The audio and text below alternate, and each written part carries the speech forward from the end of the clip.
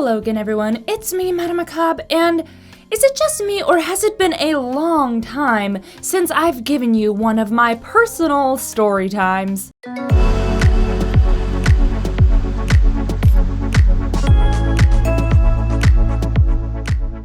Hello, welcome back to all my returning subscribers, and welcome to all new viewers. I'm MadameMacabre, and I share all sorts of interesting topics on this channel, usually spooky inclined, sometimes funny, sometimes just about myself. And today is kind of about myself, and there's a cat. That happens sometimes too. You gonna just... Can I help you? Okay,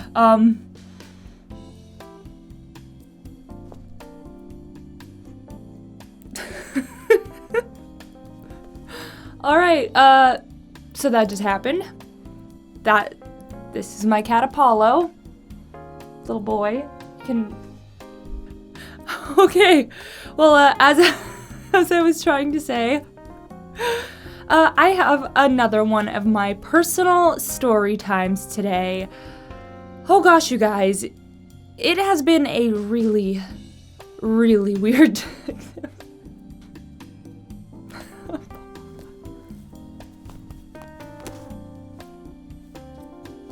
I feel like a pirate. Okay, I guess he's just gonna hang here.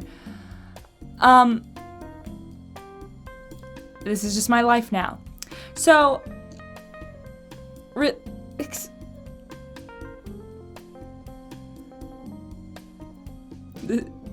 this is just my... Please, I have work to do. As I was trying to say, it's been a while since I've shared one of my personal story times, and boy, do I have a really weird, bizarre series of events that happened just the other day that I have not been able to shake because it was just so weird. Basically, as a conclusion, there is some weird robocall cult out there that has the power to control your destiny. I should go back and give some context. So, just the other day, I was just minding my own business, the day, for the most part, normal day. I was expecting an Amazon package, and, you know, since they like to give you super specific times, you know, you can expect your package from the crack of dawn till 9 p.m. Good luck. Okay, so I know that I have my package on its way, and it's starting to get later in the evening. So, you know, okay, cool. I'm just waiting on it. It's going on 8 o'clock now, and they say it'll be here by 9. I think 9 is when they stop delivering. Anyway, so I was just waiting on my package. It was supposed to be there within the next hour. Okay, cool. And then I get a call coming in on my phone, and I look at it and immediately have no idea who it is. It's just from my state, and it's a number I don't recognize. And I know a lot of you are probably like me in that you don't really like to answer a phone call when you don't know who it is. There's a lot of spam and trash calls going around, so I personally don't like answering if I can't identify who it is. You know, if it's important, they'll leave a message and I can call them right back. Well, this time I broke away from my usual policy because I have started doing some teaching work on the side. So I was thinking, oh, okay, it's going to be in relation to my teaching job. So I don't recognize the number, but it's from my state. Maybe they need me to do something. Okay. I answer the phone, and it's like oddly silent for a minute. I just go, hello? Silence. Okay, and I'm getting ready to hang up. Then all of a sudden I hear like a weird staticky noise, and then like a computer-generated woman's voice starts up. Hello, we're from the International Institute of Prayer and Hope. Do you feel like you have a desperate need for imminent prayer? What? Excuse me? So I was a little freaked out, so I hung up. I mean, obviously, it was like a phishing robocall. By the way, little newsflash announcement, FYI for you guys, never interact with robocalls if it's like a computer-generated voice talking to you and it's like, do you need this? Yes or no? just hang up on them, because if you say yes, they'll record. They're essentially recording your responses, and then they have your voice recorded saying yes, and then they can plug it in for other things, and it can get you in trouble. So your best bet is to just hang up on them. I mean, or you can just like death metal pig squeal at them. That might be fun. But I digress. I hung up on the International Institute of Prayer and Miracles, and they asked me if I thought I desperately needed imminent prayer. That was the weirdest thing. Do I need imminent prayer? That's a weird way to put it. Like, so I was a little uneasy. Like, okay, I know it's a robocall, but geez, tone it down a little bit. This is creepy. But whatever. So I'm just like, put it out of my mind. That was weird, but it's fine. Just still waiting on my package. And I go ahead and decide to lounge on my bed and read some articles on my phone. So I lay down on my back and lounge, and when you lift your phone above your head and you just kind of scroll. Fortunately, I got a pop socket, so, it doesn't fall and knock me out. But Apollo, the wonderful little booger you guys saw making a scene at the beginning, he is, again, as you saw, extremely affectionate and wanting attention. So if I lay on my back on my bed, he immediately comes right on here and curls down, lays down, just stares at me. I'm like, okay, fine, he's just purring and happy. So his little back legs are like right under the chest area, and then his paws are up here. He's all tucked in and comfortable. The foot location is important for what what happens next. So he's all comfy and cozy, and I'm reading my little article. I don't even remember what it was anymore. And I hear someone beginning to walk up the stairs. Now, my neighbor, I got some thoughts on my neighbor. Maybe I gotta do story time on my neighbor, because I've been living next to him for a couple years, and he is a treat. Anyway, my neighbor always comes like a herd of elephants tromping boom, boom, boom, boom up the stairs, so I assume it was him. I hear boom, boom, boom, but it stops halfway up the stairs. So I'm like, okay, what's going on? All of a sudden, it sounds like someone is trying to kick my door in. It is such a loud impact on my door. There's a big resounding bang! Like, I was legitimately scared.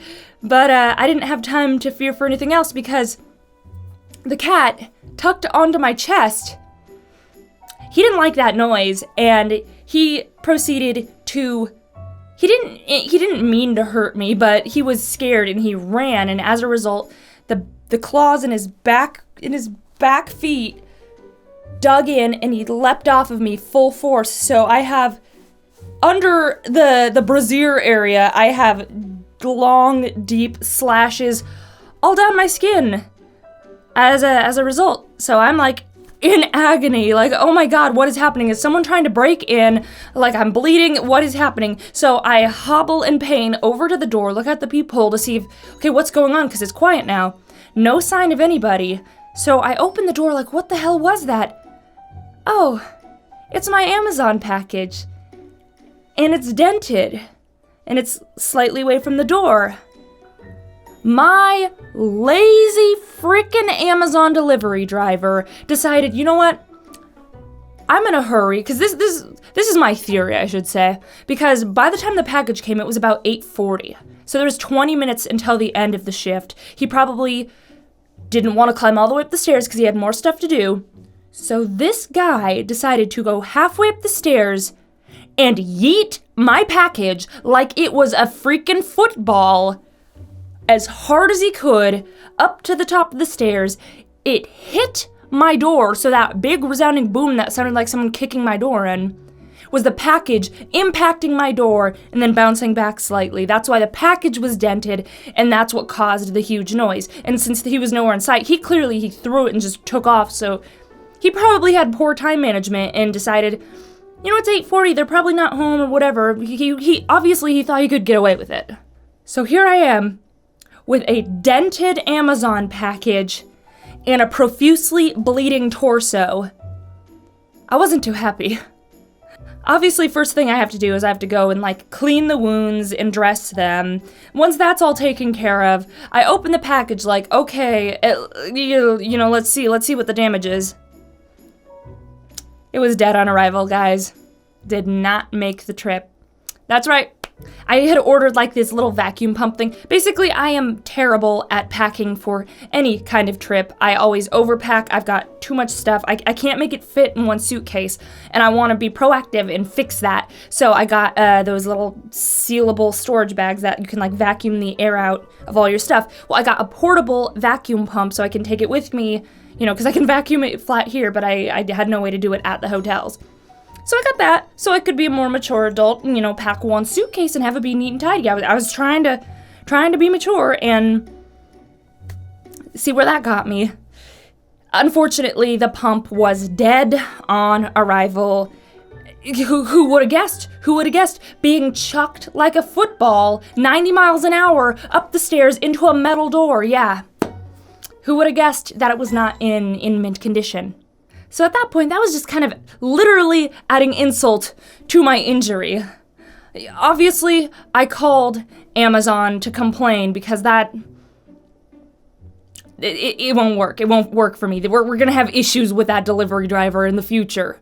And you know, to their credit, despite having deep, agonizing, painful, still painful now, slashes into my flesh, they gave me $5 as compensation. Dude, and I forgot, that's not even the worst, okay?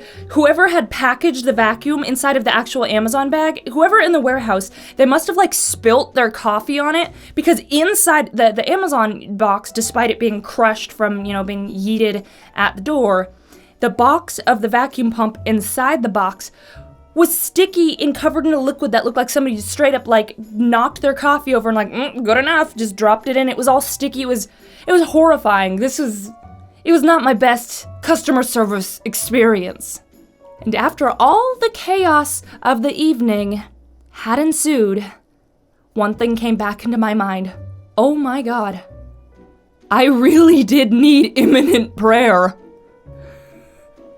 You guys, I got a call from the International Institute of Prayer and Miracles asking if I was in desperate need for imminent prayer.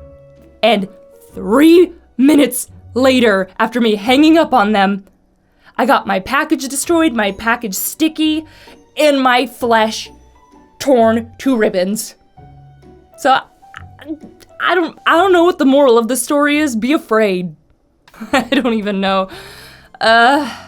Okay, guys, well, I hope you enjoyed that story. It's a little weird, and I'm not really sure where it went. That's just another crazy experience in my life. This is how I live. Alright, guys, well, that's all we have time for today. I hope you enjoyed this story, even at my expense. I am curious, have you guys had like some really, really terrible Amazon experiences? I'd love to hear about it. Feel free to share in the comments below, because, you know, I feel like yeeting a package into a door 90 miles an hour and like getting me torn up, that's gotta be pretty high up on the bad Amazon experiences list, but I'm sure there's someone out there who can top me. So feel free to share below. Anyway, guys, I will catch you all next time, and until then, remember, stay creepy.